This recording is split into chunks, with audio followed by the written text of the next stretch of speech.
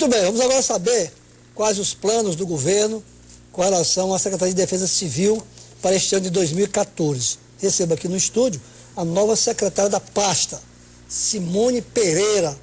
Boa noite, secretária. Boa noite, Pedro. Obrigado pela sua atenção.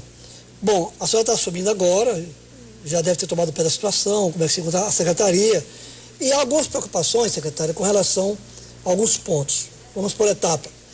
Aqueles produtos que estavam na Conab, ou que estão na Conab, já tem destinação? Bom, vamos voltar no tempo, né? Pois não. Quando a Defesa Civil recebeu essas doações, foi na época que houve aquele problema de algodões, né?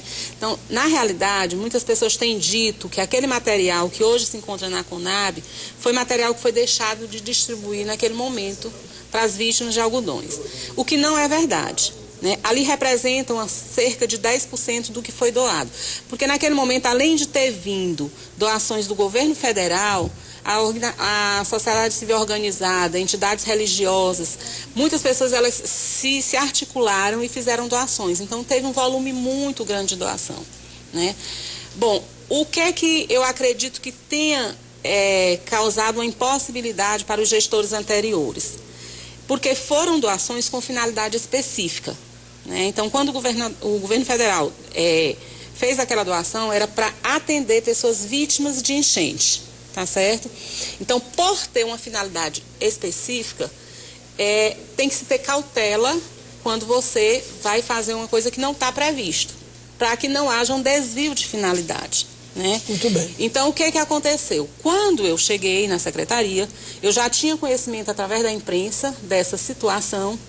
Eu fiz uma consulta ao Ministério da Integração se eu poderia dar um destino para aquele material. Né? Eles pediram que eu mandasse a sugestão.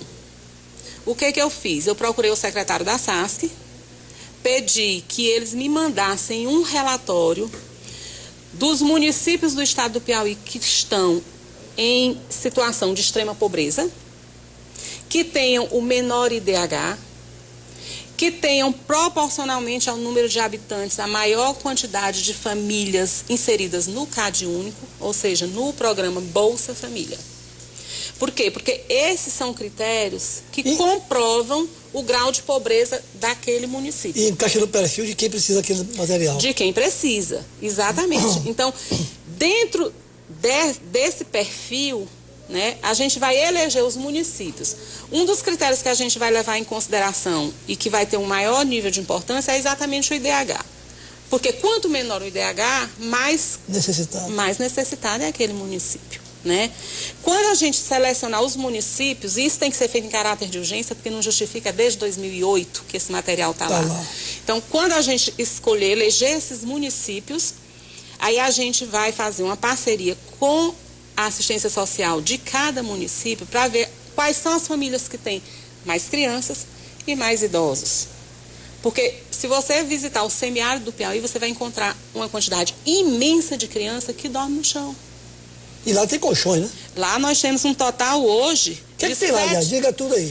Bom, nós temos 8.500 cobertores. Nossa, mas é muita coisa. Nós temos 3.690 filtros, né?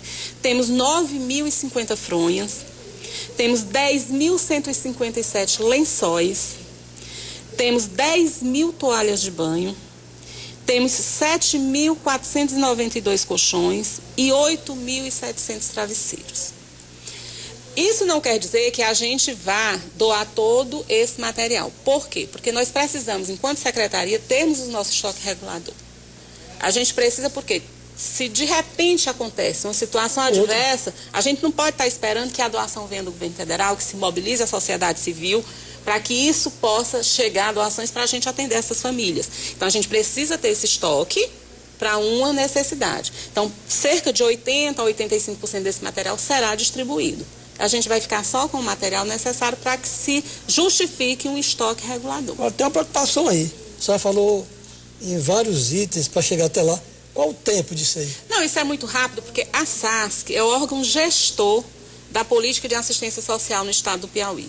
Em sendo o órgão gestor, eles têm um conhecimento de quais municípios têm o maior índice de pobreza. Até porque eles sabem, eles têm essa informação dentro do SUAS, do GSUAS, eles têm essa informação. A senhora imagina um mês para isso aí?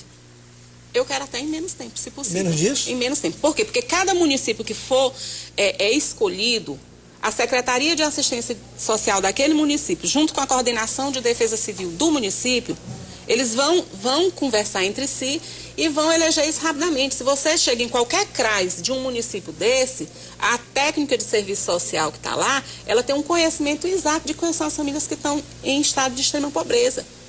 Elas sabem exatamente quais são as famílias que atendem aqueles critérios. Então vão lhe dar um relatório e a senhora repassa. Exatamente. A gente vai acompanhar e supervisionar. Essa distribuição ela não será feita por nós, Defesa Civil. Vai ser só entrega. Apenas a coordenação de Defesa Civil de cada município, né, em parceria com a assistência social do município, que é quem mais conhece, né, as famílias em estado de pobreza absoluta, né, é que vão dar o andamento e a distribuição desse material. Eu acredito que será um critério extremamente justo, né?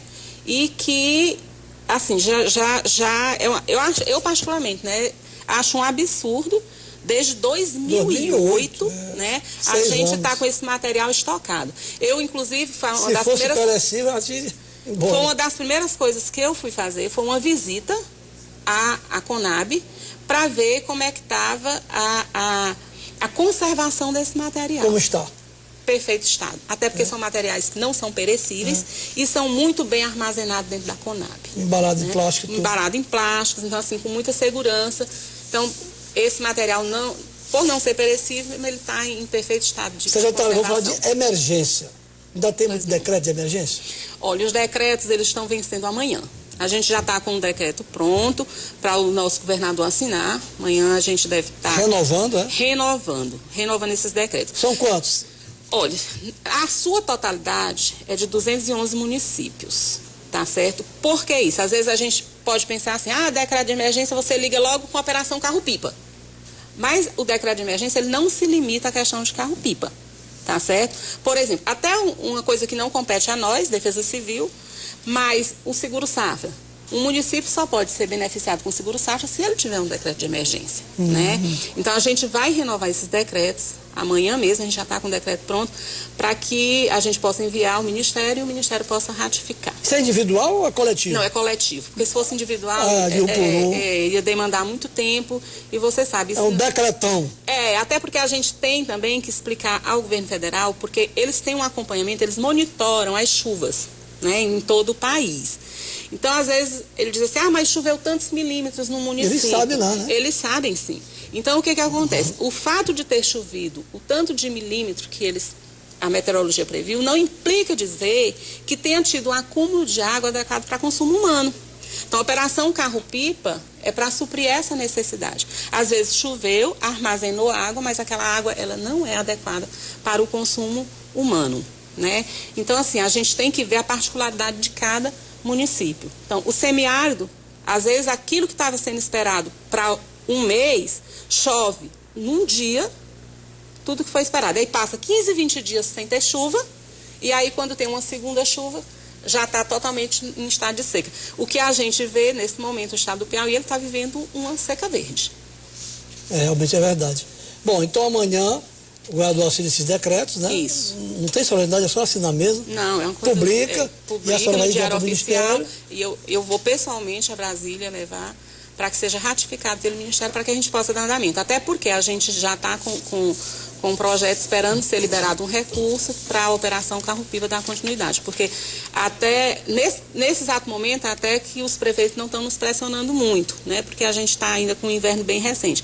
Mas isso dentro de 15 dias a situação já vai mudar completamente. Então a gente precisa estar preparado para no momento em que a população estiver com necessidade, a gente possa realmente atender. Eu quero então agradecer a sua atenção de ter vindo aqui.